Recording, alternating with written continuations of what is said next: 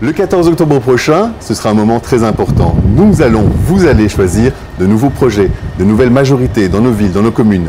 À la ville de Bruxelles, il s'agira d'un moment important pour enfin initier du changement. Je serai candidat sur la liste défi à la 7e position pour Bruxelles. Voici mes priorités.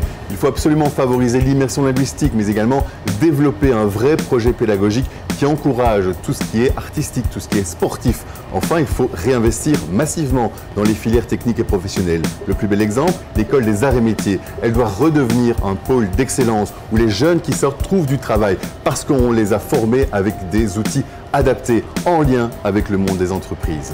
Il y a beaucoup d'espaces verts dans la ville de Bruxelles. Ils ne sont pas toujours agréables à fréquenter. Il faut donc plus de propreté, plus de rigueur pour entretenir ces parcs, ces jardins, ces espaces verts. Il faut aussi encourager les initiatives dans nos rues, dans nos quartiers, pour plus de potagers urbains ou plus de fleurs. Il faut absolument que ce soit plus agréable à vivre au quotidien. La lutte contre les dépôts clandestins est vraiment une priorité. Mais à côté de cela, il faut absolument renforcer les équipes de nettoyage, les équipes de ramassage. Il faut plus de poubelles dans l'espace public. Il faut également investir pour que les équipes soient mobilisables à tout moment sur les points noirs détectés dans la ville avec aussi des agents constatateurs. La crasse n'est pas une fatalité dans notre ville. Je prône la tolérance zéro envers le harcèlement de rue, que ce soit envers les femmes, que ce soit envers les personnes homosexuelles par exemple. Malheureusement, Bruxelles a été le théâtre de nombreux harcèlements, de nombreuses agressions envers les personnes homosexuelles notamment. C'est mon combat, la lutte contre l'homophobie. Cela ne peut se faire qu'en responsabilisant aussi les parents. Il n'est pas normal que des jeunes de 12, 13 ou 14 ans se retrouvent tard la nuit et embêtent en groupe les passants.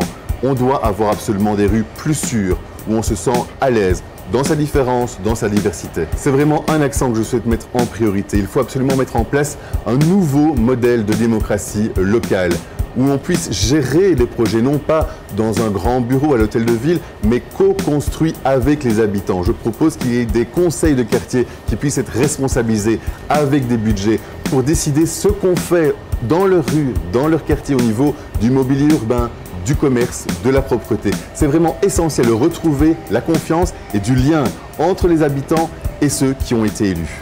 Ces dernières années, je me suis vraiment battu pour Bruxelles en tant que conseiller communal, dans l'opposition malheureusement. Le 14 octobre prochain, vous avez le choix. Vous pouvez me faire confiance. Vous pouvez être sûr que je défendrai Bruxelles, votre rue, vos quartiers, parce que nous aimons tous Bruxelles et que nous voulons tous une chose, redevenir fiers de notre ville.